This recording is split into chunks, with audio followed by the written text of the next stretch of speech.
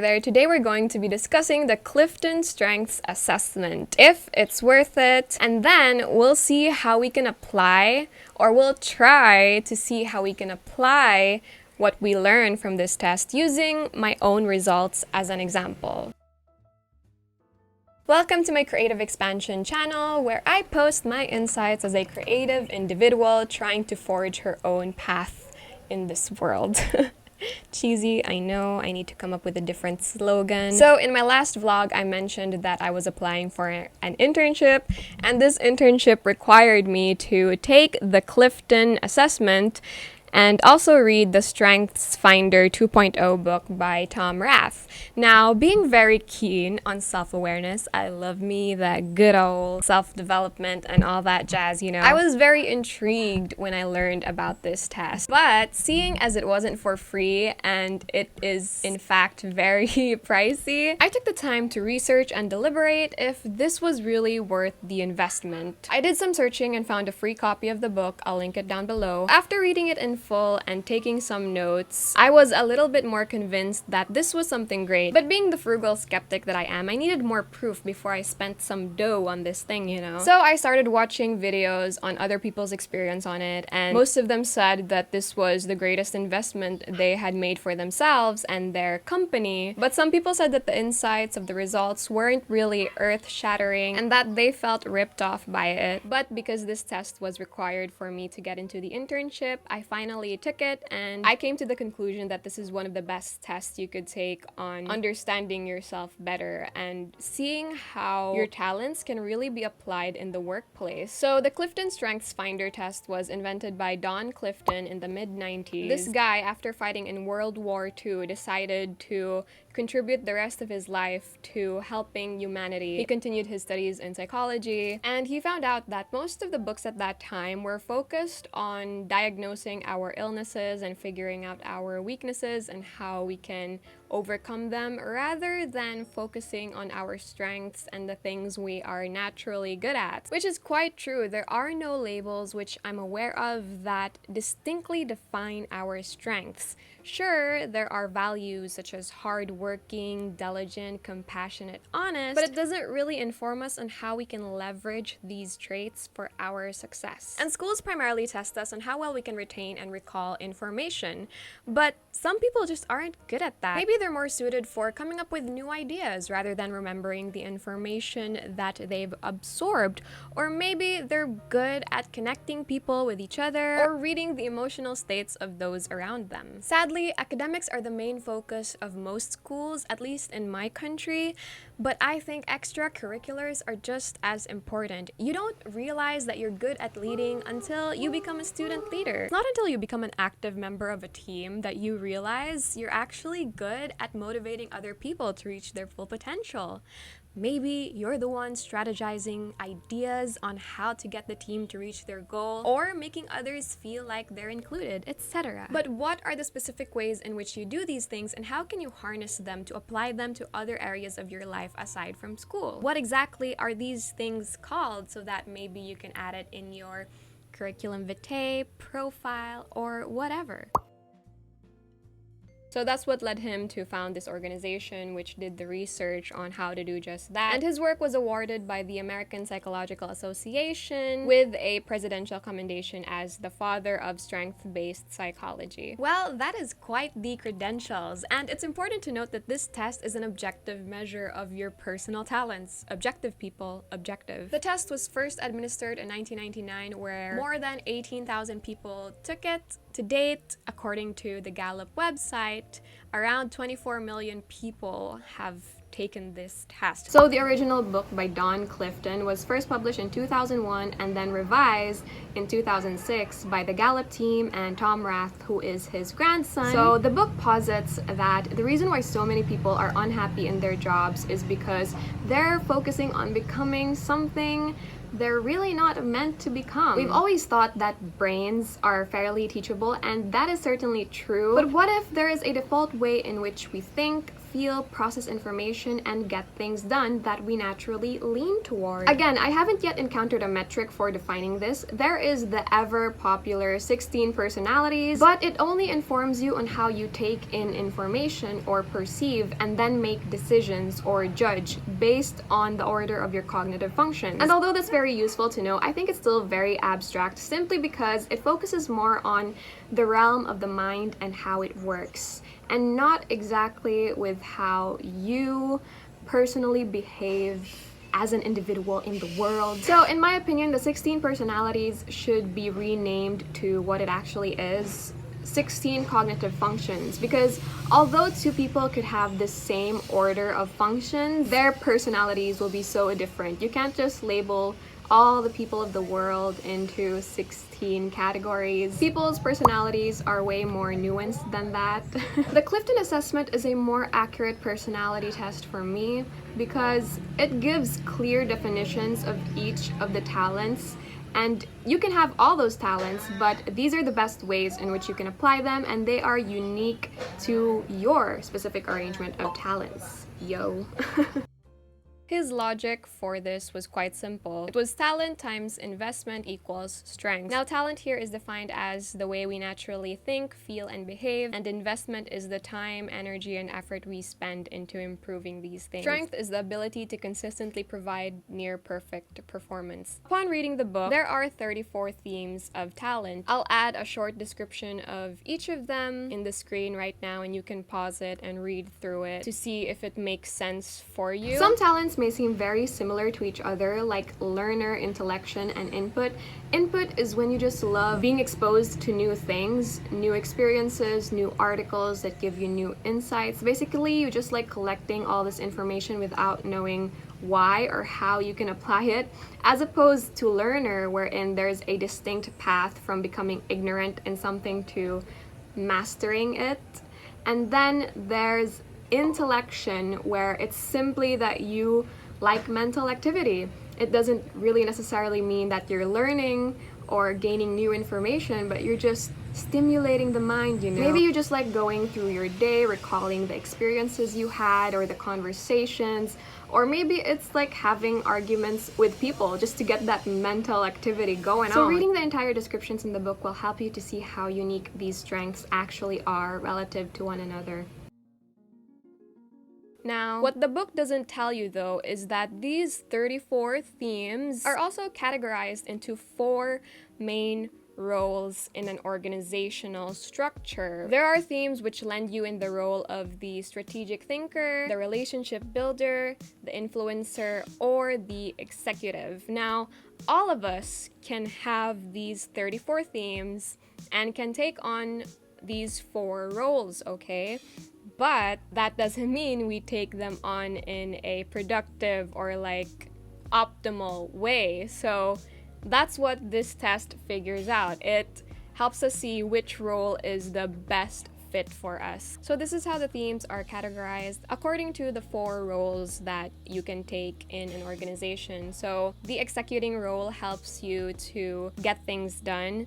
The influencing helps you take charge, speak up, and make sure others are heard. Relationship building helps you build strong relationships that hold a team together. Meanwhile, strategic thinking enables you to absorb and analyze information that informs better decisions. So these are pretty straightforward roles. I also find it super interesting that a leader could lead with any of these domains and still be a good leader. You could be a relationship builder who brings people together to rally against a certain cause, or an influencer who inspires people to take action, a strategizer who plans the things and lets others do the executions if you're not so good at executing stuff, or an executing type of leader who gets things done ASAP. So it's super interesting to me that these are the fundamental roles which a team should be made of ideally.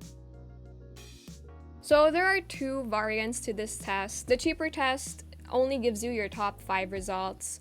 Meanwhile, the Clifton 34 gives you all your strengths and how they are ranked from your number 1 strength to the least. I really recommend the Clifton 34 because I think it's just really helpful to see not only your top 5 but also your top 10 best strengths, and then to see where you are also the weakest at.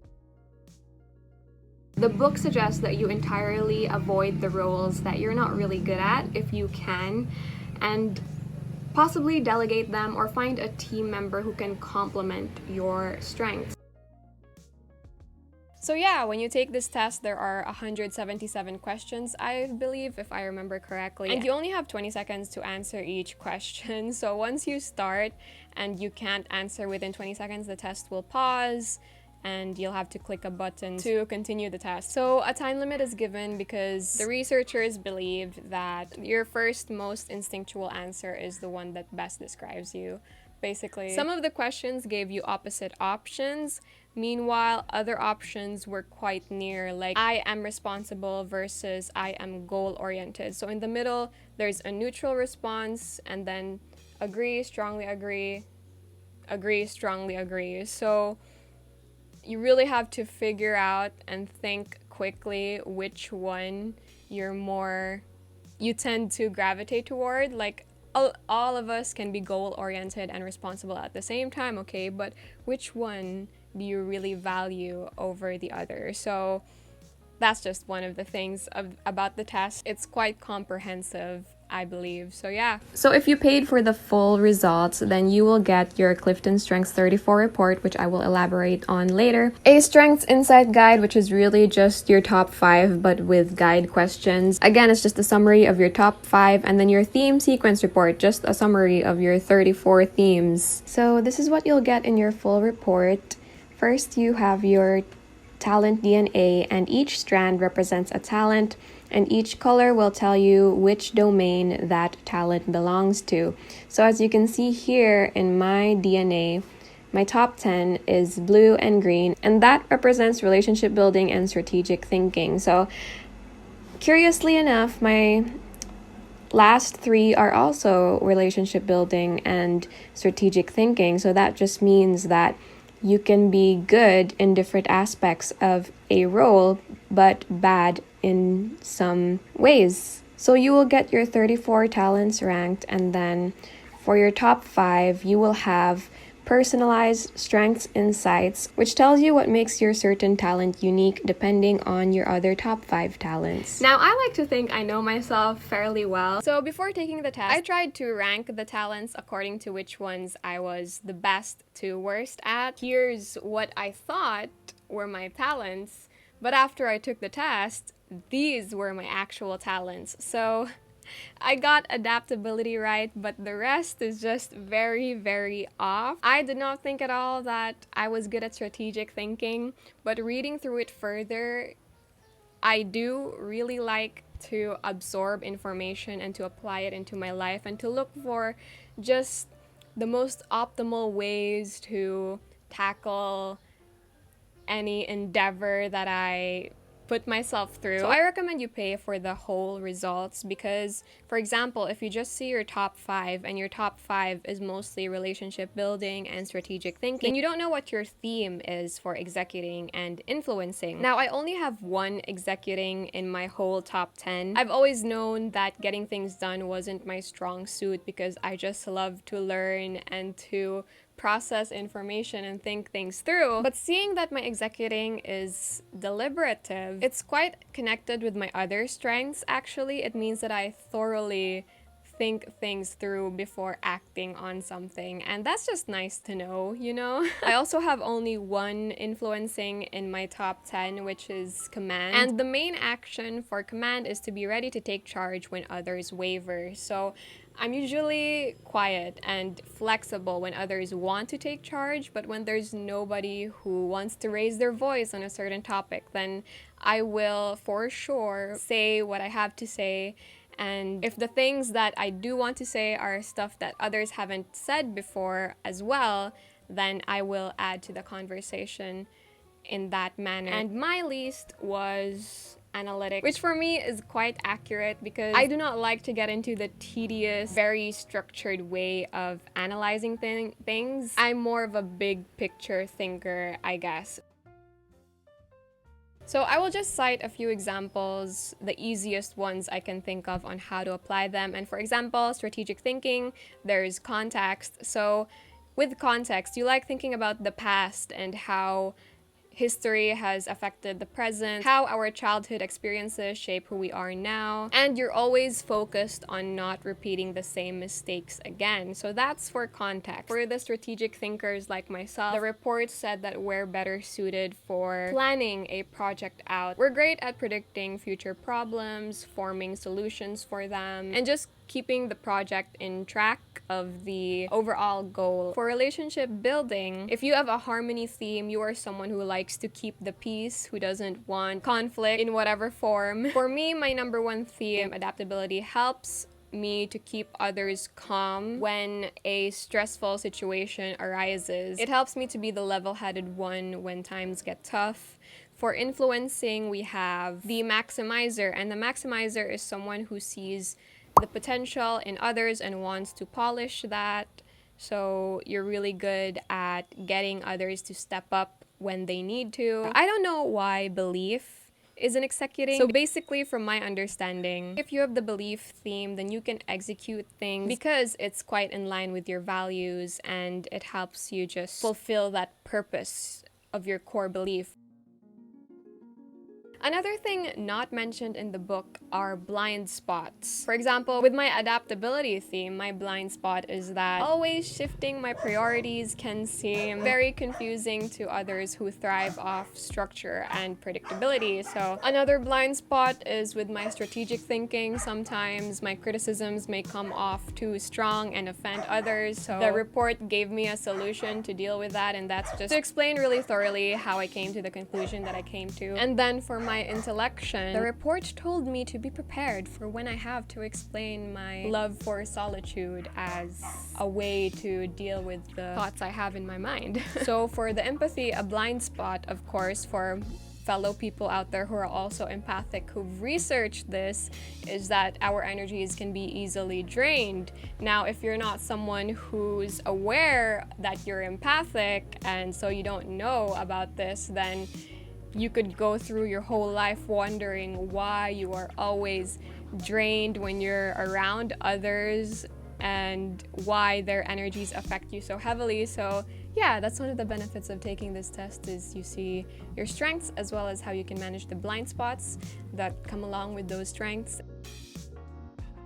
So does answering within 20 seconds really ensure that you pick the path that you would actually take in real life? Some people debate that taking personality tests aren't accurate because it operates under the assumption that you know yourself well enough to give an accurate response. But what if you're thinking in terms of the person you want to become or the person you were in the past? So some people have suggested to let your parents, mentors, closest friends, and even workmates answer the test according to how they think you'll answer them. I think taking personality tests multiple times will also help you see if you know yourself well enough to give consistent enough answers and results. I tried to see if the CliftonStrengths Assessment would let me retake the test, but apparently it doesn't. So you only get to answer this test once, people.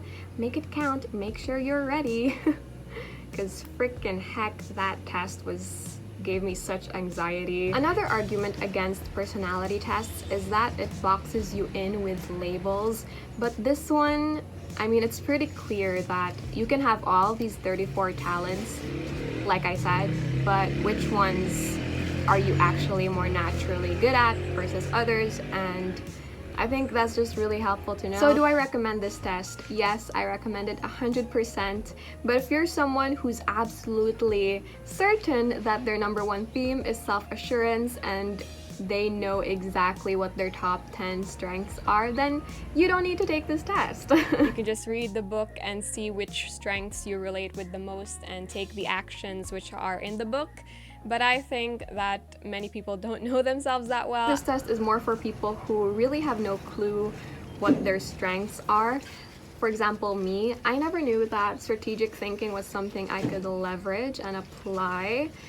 Like, how could you apply that in real life, you know? And I never thought that I could be a really great planner, and that the influencing theme that I'm really good at is command, which means I can have a decisiveness and presence which others find intimidating, whether I intend it to be or not. So for those of you out there intimidated by this video, you know, this is the reason why.